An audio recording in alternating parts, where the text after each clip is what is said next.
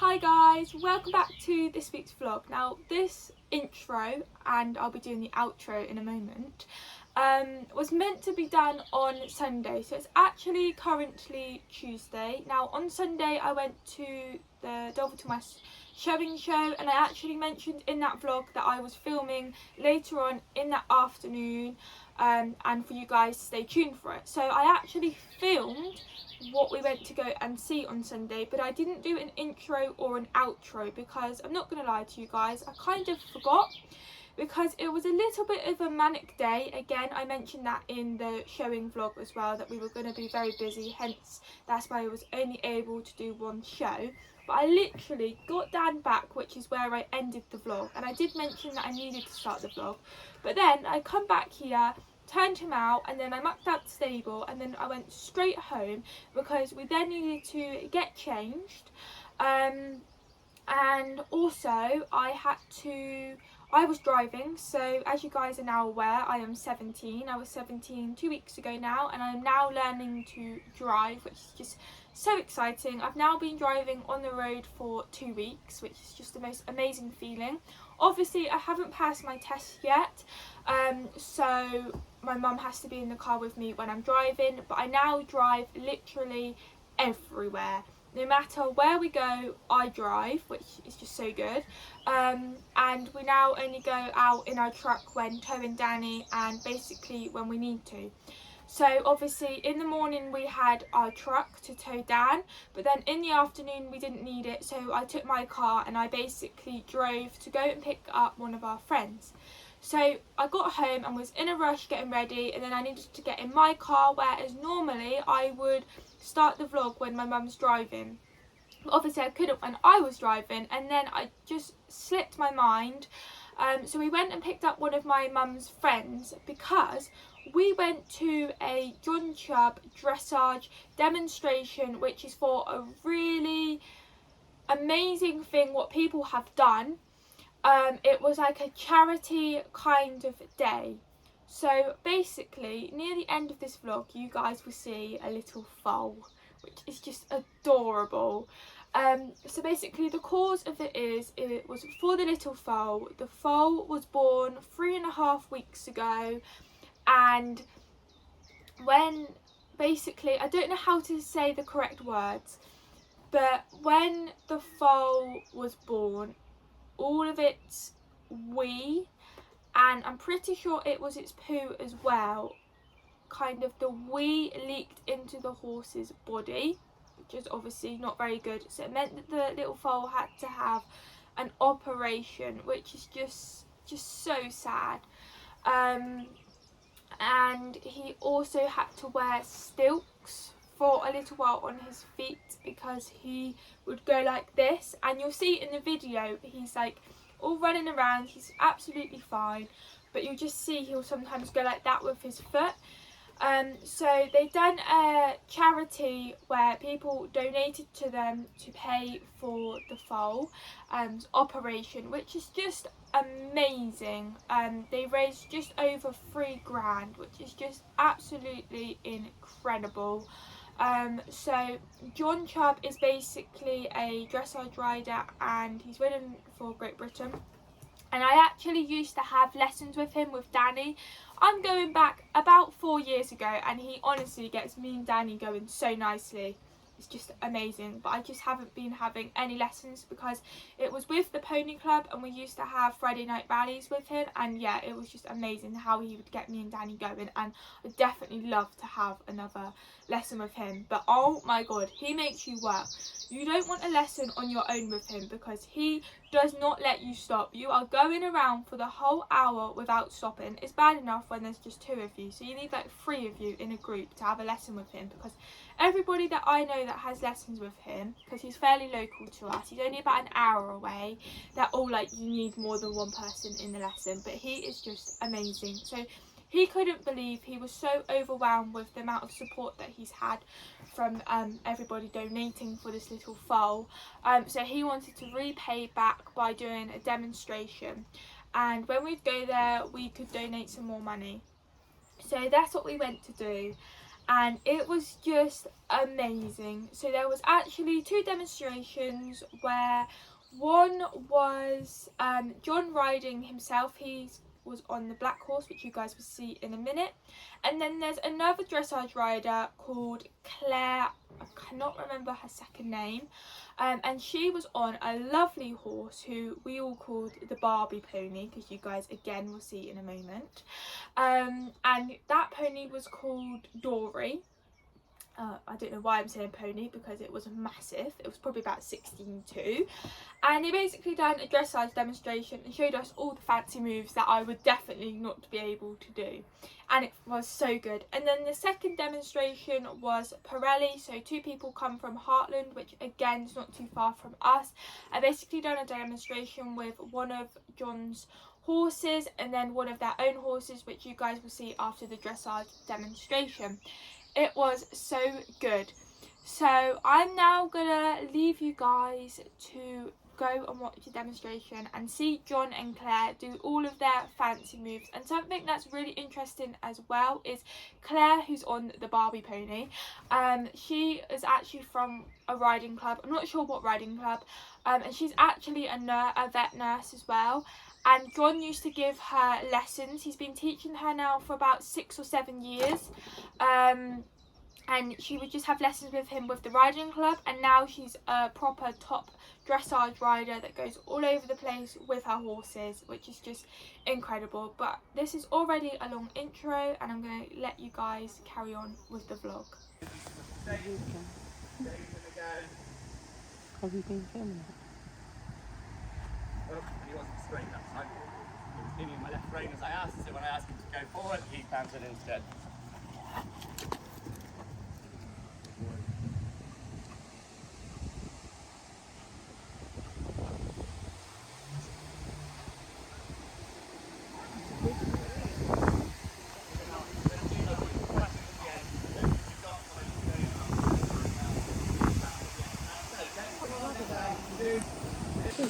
They should be quite straight in their body, though the shoulders should always slightly lead. So, they're doing a leg look to the right. Quite straight. Okay. Okay, a bit more into that. But again, actually, if she kept rhythm.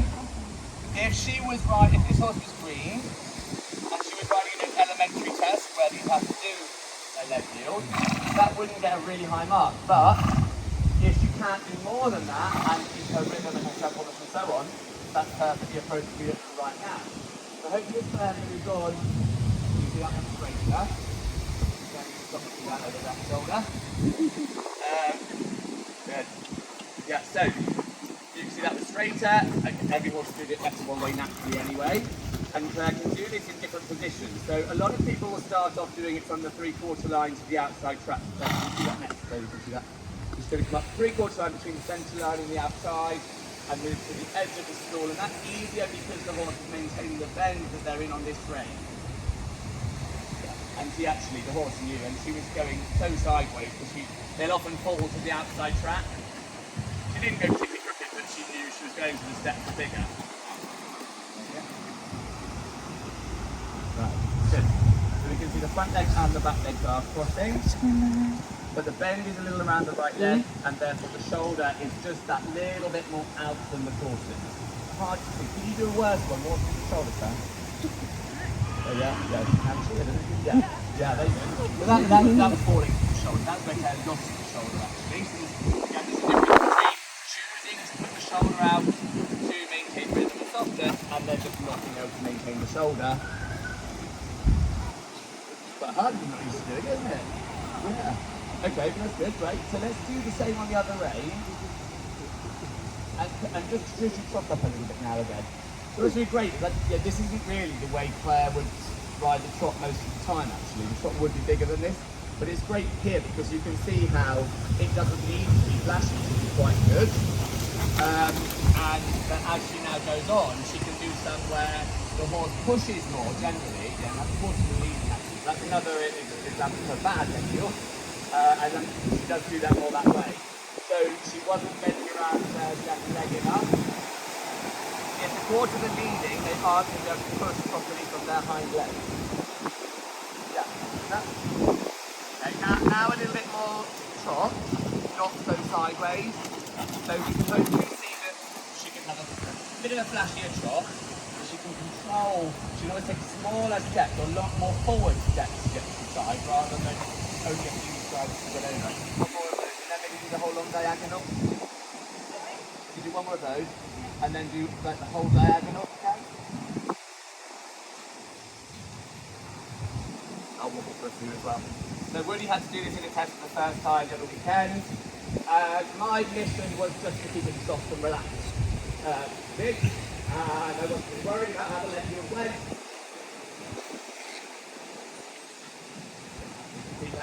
Hold diagonal. Having to keep the horse very straight and travel quite a lot to be able to cover that distance.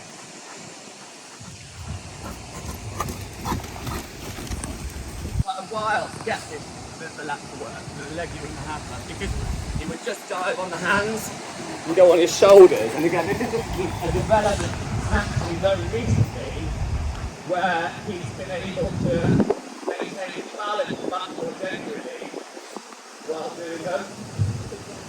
You can probably see that I had a little bit more conversation like mentally there. He lent his shoulders to the right, so I'm going to take his shoulders back to the left, shoulders to the again. It looks like a little conversation with me and him, whereas Claire's able to look pretty steady and still do the whole thing. But you can see there actually, he's flowing nicely, except that if I have to say push before he's through. But they do have a nice swing and a softness about them. Notice he gets a little bit of a pole tilt in this one. Now it's just getting a bit weak.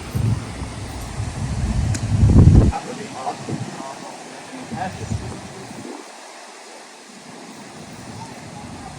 Cool, so let's do some tap after.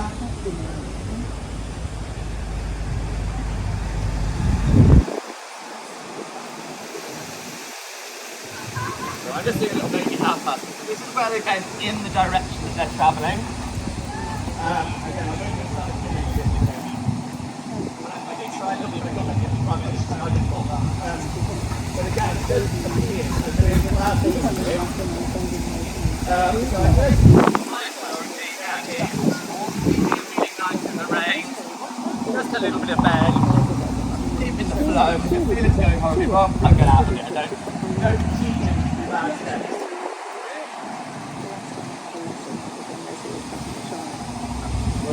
Wow.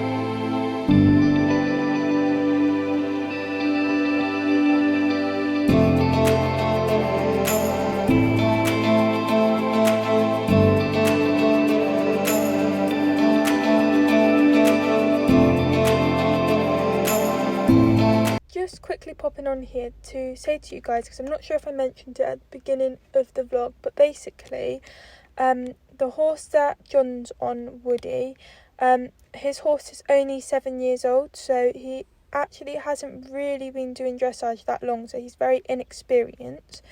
Whereas Dory, she's a lot older and a lot more experienced. So here they're trying to do half passes. And as you can see, Dory's very good. She's so much stronger and she's able to do it. Whereas John is still teaching and training Woody to do it because he's so much weaker. But in the air, the horse can twiddle the legs and land on the other knee.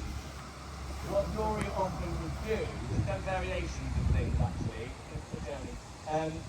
She would change in front and then behind, so that's what we call a leg line change. And then she would do this bizarre, she's a little mini version, like a little launch. She used to like a proper launch and go in it. Like almost sit back on her hind legs and dive, which would then be bolting across the arena.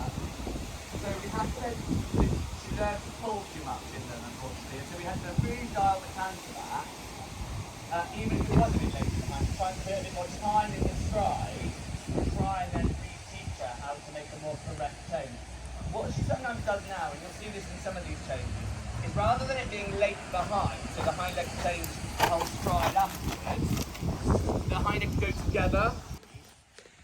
This is where she sits in a small canter and steps around quite a small area with her hind legs, and the front legs are going around that. So that's quite a nice polished pirouette already. You can have a little more jump to it, there's things we can critique to make it better, but actually it's very established, it's very clearly a good pirouette. So at PhD level, she's only got 2 half pirouettes.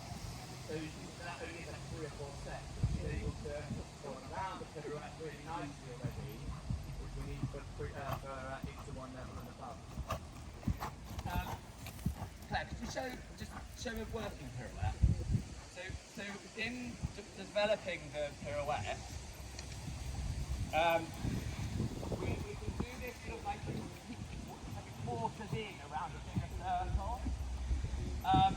where we start to just develop the horse's ability to bend around the inside leg and just step in a little bit with their quarters. So Woody's done very good at this, and you see how I do this canter. So I just get really big, he gets a couple of steps where he can step around a little bit. Whoop, we fall out of it. That's sort of how we start it really. And you can see the difference in how Woody's like tries to take that weight on my hind leg in the way. So Dory's like, yep, that's like this. Yep, my canter goes, rhythm back.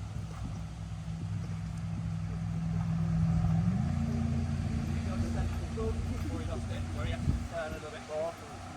So Dory does them very nicely. There's an awful lot of practice and lead up getting the pirouette to that sort of point. And that's the half is that point.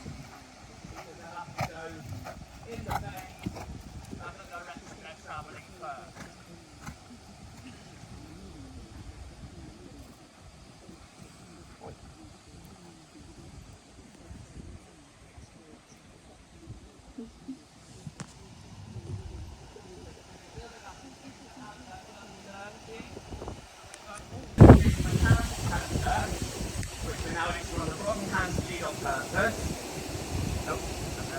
Balance. I just picked the wrong lead on that mistake. Great. Now to make sure I've got enough jump in the canter, I'm going to ride a circle. And then I'm going to change my flexion to the bend of the neck. I'm going to push his body out slightly. And then I'm going to use my outside leg. And then shake it. Good ball. So, from the cab to canter, I can adjust my canter. On the circle, I can maintain the circle, and therefore, if I don't get the right result, I can then go on and try again. The qualities that I'm in the basic canter, and then actually to get the change initially, it's being a little bit crude actually. So we push him out. So he's literally done about 4 of those before, so that's really good, really, really good. So what I've done is I've just pushed him out to the new flexion, so they start to think, oh, this is the wrong balance for this, well, this doesn't feel so easy.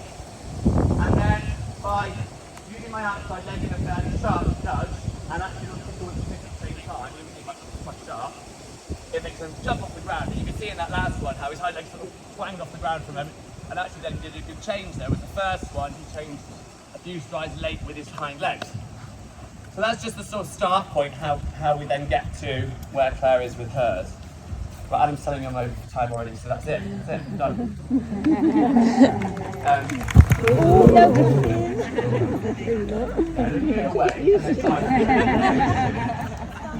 Yeah, we'll try to stand that here again. you around the world now. Quiet applause.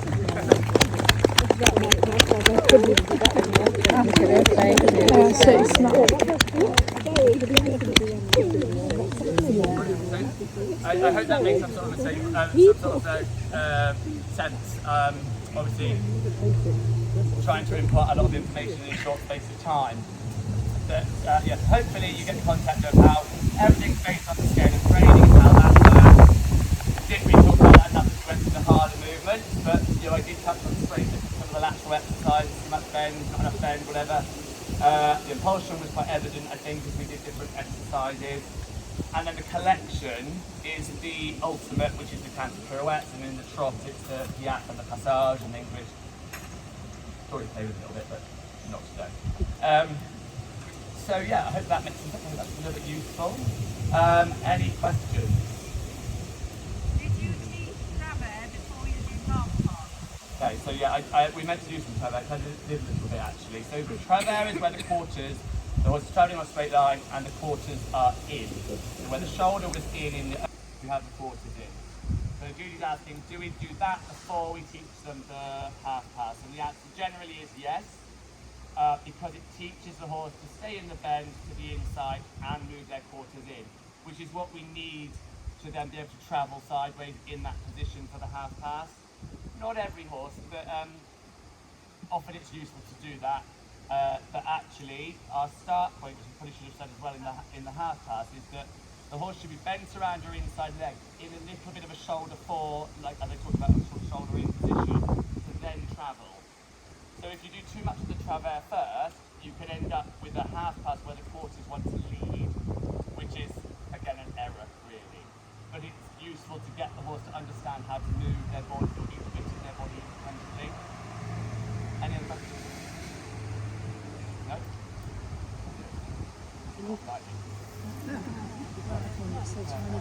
Yeah, good.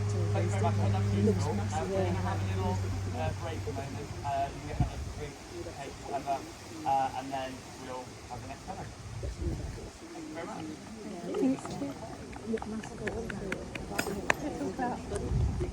For here is the mental capacity.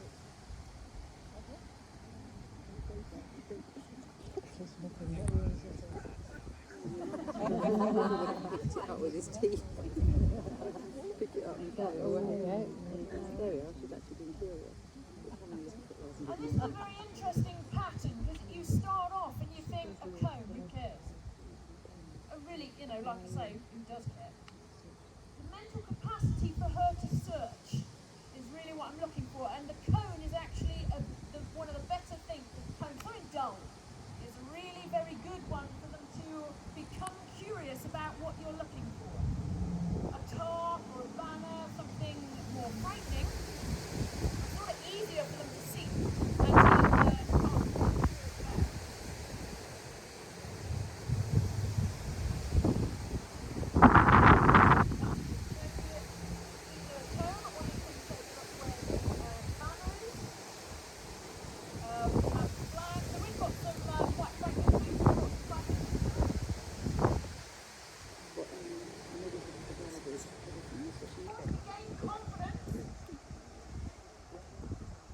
With objects, with things.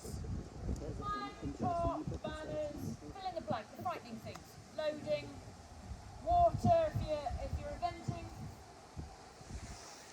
fillers. You can fill in the blank. Confidence in the thing. So here David's got the flag, which is a lot more interesting. He's using a lot of retreat. So he's taking the flag away from her.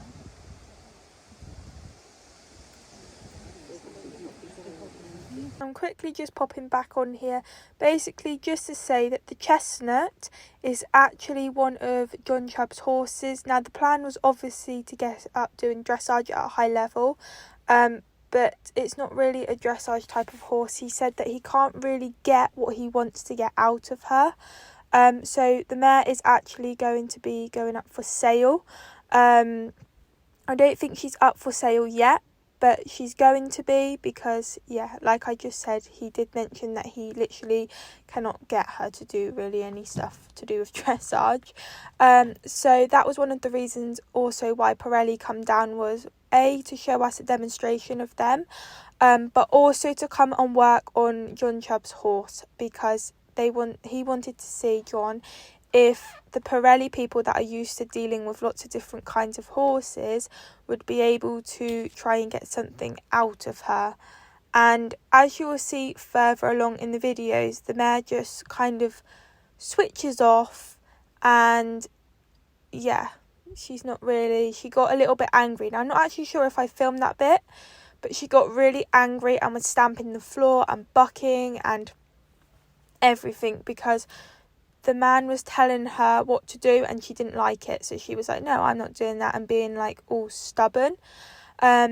But yeah, and then the bay, who's with the lady, that is their own horse. Now, I don't actually know either of the horses' names because none of us was told. I only know that the mare's going up for sale and that it's John's horse because he told us, basically. My interest is behaviour. I just love to study and watch it. Carry on playing with that, David. Now here's a little thing you can try with my spooky banner. Find one at Spain, you can find another one at Salisbury. I can send my horse around.